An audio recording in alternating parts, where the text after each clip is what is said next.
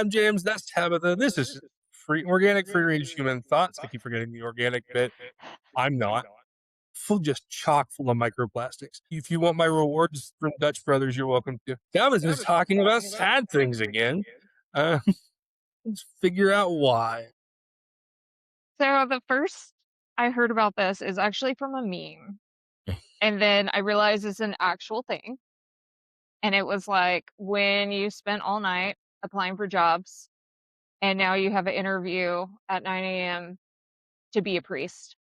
To be a And priest. so Doomjobbing is when you just like mass apply Okay. to things to feel productive or Mhm. mass like submit proposals if you're an entrepreneur to feel productive. Like, oh, I did a thing today, Mhm. but it doesn't actually fucking matter. It's like I could make 1,000 shitty cupcakes or I could make a dozen good cupcakes. And so it's something that is so big right now, and it's actually because of the economy. I love this for us.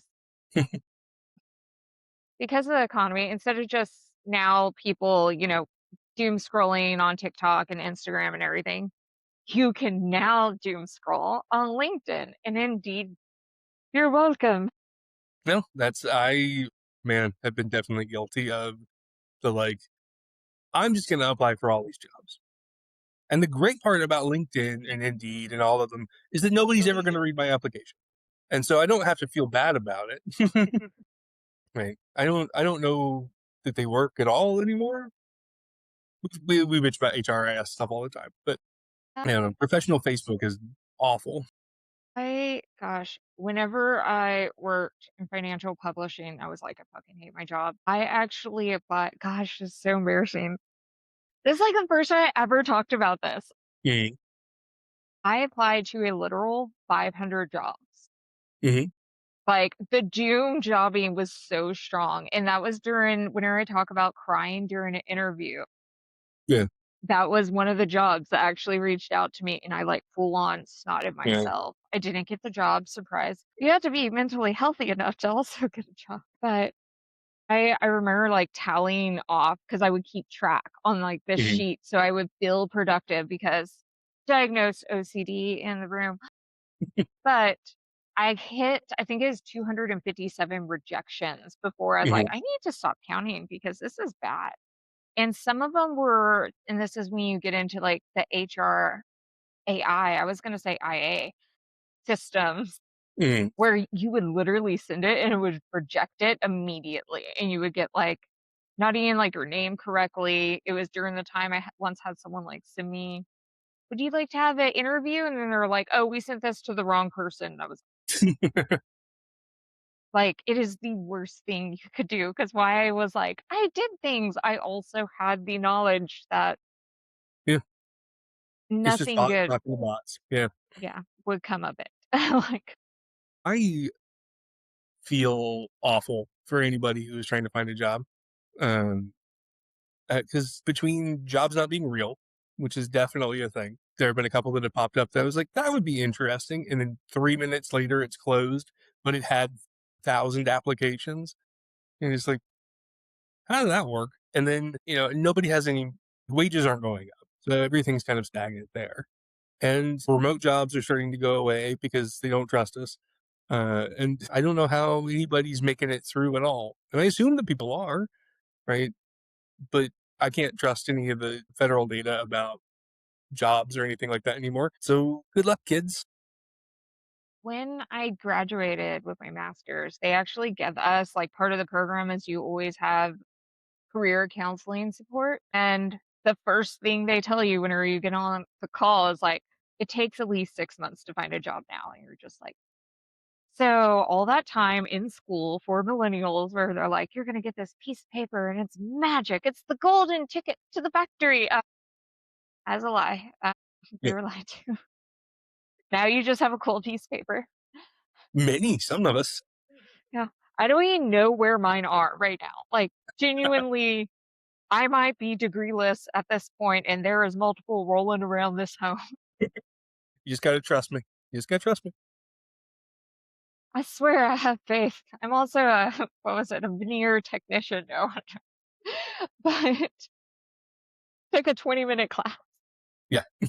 But that, and then in combination with you have like all of, I want to say it's called not job ghosting, or is it shadow posting? It's where Mhm. the company's claims, it's like where we legally have to hire somebody. And I say we, this isn't a real scenario that I'm currently, but as someone in HR who has experienced things, you legally have to like hire somebody and you have to tell people who are complaining possibly that they need work that you're hiring someone and you're genuinely looking for someone to help. But then meanwhile, you have administration being like, we fucking aren't hiring somebody, just post the job. And it just lives forever online. And you never actually interview anybody ever for that. But it's out there. And there's lots of jobs out there that are just like that for you to, Waste your time. yeah. So there's not real. There's real, but not real. There's, the please, I'm going to send you a check for the $5,000 and you just need to mail me back $4,000 person. And then there's the real jobs, Good which, luck. yeah, I explained to my grandma who votes. Mhm. So this is someone who is actively making choices for you and your future. She is 96. And assuming you got a peppermint candy at the end of a hard day instead of a penny, then that was your wage. I'm not sure what the wage was in 1929. But I was talking to her about like how much things, cost now. And I was like, because I took her to a doctor's appointment Monday, and it was just, her mind was blown. Like she was so just shocked by rent costs money. Yeah. Like, My I remember the first apartment I lived in by myself, it was $425 a month for a one bedroom. And it sucked, but like the idea that you would find a one bedroom, like some of these out here are like $1,500 for nothing. I think my first apartment is 2 bedroom, 550, and I'm pretty sure the person who lived there before sold drugs. Like, Did you find the drugs, Tabitha? Is that yeah, are people you would confessing show now? up and ask for man. They'd be like, "Is man here?" And I was like, super single, and I was just like, "Rub it in, an asshole!" Shut the door, and it turns out there was a guy whose name was like the man because he had the hookup that lived there, and so eventually I figured that out. But yeah, neighborhood drug dealer. Look, I've lived next to folks who like sold a little, and they were great neighbors. They didn't want you in trouble, right? You know who's not playing loud music? Yeah. Drug dealers. You know who's Okay. not trying to attract attention? Drug dealer. At least the good ones. Yeah, you have other issues if it's, Yeah. yeah. Hmm. Yeah. That's just a neighborhood in general. But Yeah. yeah, But yeah, like I fully I'm with grandma. Like every time I go out into the world and I have to try to interact with any of these systems, and it's just like, why is this half sheet of plywood $50? I remember buying it for 10, and that was less than 10 years ago. well, it was, we were in Target, which she hasn't been. My grandma doesn't, she can't, she has a license. She's licensed to drive. I made sure of that. But that's my mission in life, getting people licensed. But she doesn't drive. So she hasn't been Mhm. in a Target in a long time. And I am a Alani person. I love Alani's. And I was like, I am in need of pounding back an Alani energy drink right now. Mhm. And so they have the minis in a little 6 pack for $8. It's such a good deal. And so I'm searching, I'm looking. I found the pack, $8 little pack. There's only four. And I was like, you will not jip me, Target. You will not do this to me. Shrinkflation. And it's just like explaining that to her that it's like, this is the same price, but this is like a month ago was six. And just trying to get her to understand like, It's bad things out there, have man. rapidly changed recently, Grandma. I Yeah. wonder why that has happened. Yeah. What could that be? They always end up sad. That should just be the tagline for the podcast now. Well, Want to be depressed? it's always sad. Always depression. Like, but I'm trying to think of good things. How Let me see what I've run across. I think of like weird business things I bumped into recently. Yeah, I got nothing really. I have seen more businesses doing instead of job postings, they are Mhm. doing more like a blanket like reach out of if you feel like you're a good fit for this company, freaking tell us what you do. So Throw us an that's an email. interesting approach to this. I like Yeah. that. Like I freaking love that because sometimes you don't know that there's a really bad error on your website and some random person is trying to buy jewelry and they're going to email you and be like, your website's fucked up. If And only yeah, you knew someone who did things. You know? yeah. No, I like that because like I've always been a big proponent of like the clause in the actual job description of yeah, if you don't have all of the required things, don't worry about it. Like if you think this would be a fun gig and you think we would like to work with us, go ahead and throw your hat. Send us a resume. Like shoot us something. Because yeah, a lot of the most awesome people I've worked with have not fit a particular mold. Right? I don't know. I really like that idea. Tell me what problems I have and how you can solve them. Just and it just really surprised me because it's from like a jewelry brand that I just like recently discovered, and I was like, "Ooh." I almost accidentally ordered $200 worth of jewelry from them. Like I didn't realize I Accidentally. no, whenever you log into those apps where like your credit card information's already saved, and I was like, they were very nice in customer service. I was like, this will be delivered not to a home I live at anymore. Yeah. Like this will be a gift for somebody. Yeah. Please. But I think it's such a cool approach to doing things now because it was also covered people that wanted to do collabs and stuff like Mhm. blanket statement. And I feel like more businesses, because a lot of times, and I know you probably experienced this, people don't know what they need until you get to talking, and then you can tell them what they need. No, I think like having that beginner's mind, right? If you're coming to it fresh, it's one of the things that I think I've talked a lot about with like process design, right? Every time you onboard somebody new, you make them like write notes about their onboarding process, and then you make them write notes about how you do all anything with related to their job, because what you think you're telling people to do isn't really the thing, because it grows. And I think that's really true but you run out of that quickly, right? A friend of mine says it's about 3 months. Right. Once he's a creative director, he does like visual design for companies, like big brand sort of things. And he is really adamant that he's got about 90 days once he joins a team until he's not going to be able to do it as good a job as he would from the outside. Like he can handle a lot more, but like not having that fresh mindset, not having the sort of emotional or organizational baggage that comes along with it. And so I do like again, right? And I'm not just making the case for consultants because I am one, but it is kind of a nice to come in and be like, Is this friend married? Is he able to also have like a relationship? Or is it very like married. 3 months? No. I know. I think it just applies to his work. When did we go to that wedding? Anyway, it's been a long time. But no, I do think that beginner's mindset is really helpful, and I like the idea of people really eliciting that. That's really cool. I'm kind of curious to be, as you say that, and as the designer of my website, how would that look for me? Should be hot pink. Should always be hot pink. Yeah. Well, but Like, I think you've gotten more comfortable with being more vocally you. mhm. I think it could be spicier, but it's all with what you feel more comfortable with. I had to tone down my spice on my own website. So also snip out an entire niche out of it. So Well, you wouldn't not work with those people again, but it is very or not.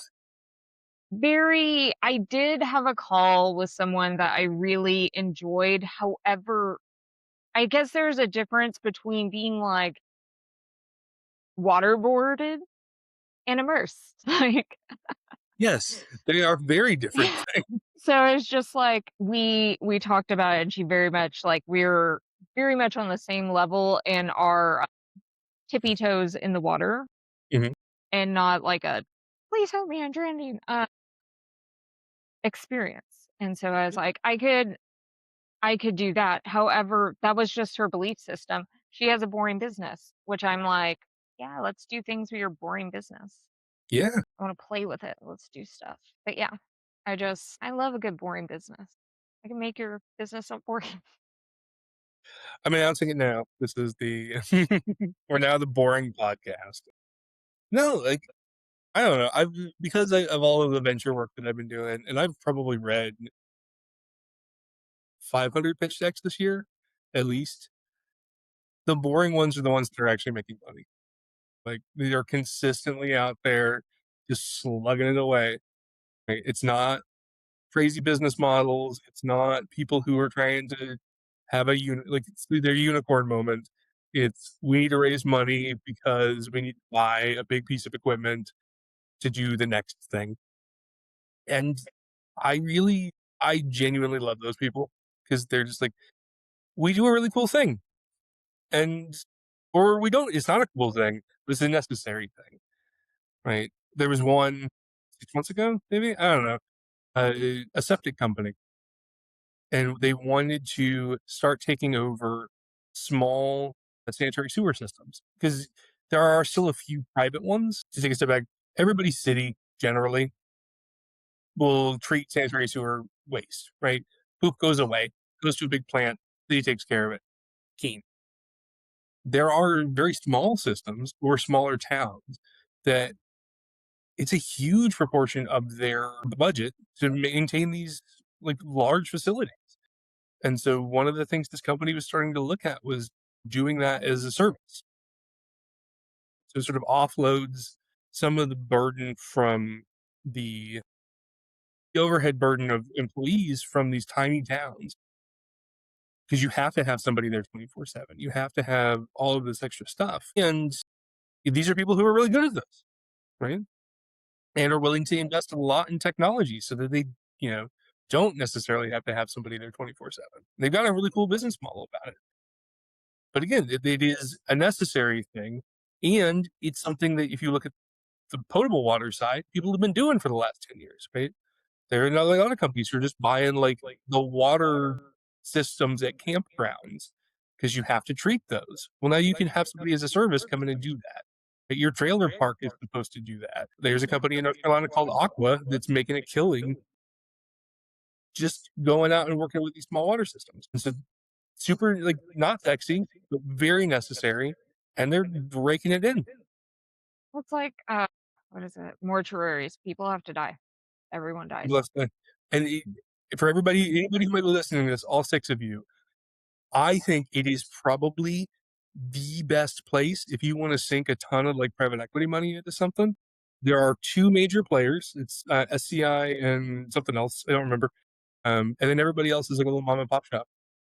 And now would be the time if you wanted to like, if you had a mortuary license or you knew somebody who did, to get into that sort of thing. Because there's also like all these add-on services, right? Because then you're talking about like not just the bit where, somebody in an ill-fitting suit stands there next to the graveside while they lower somebody in, like selling caskets. Like that's very highly regulated.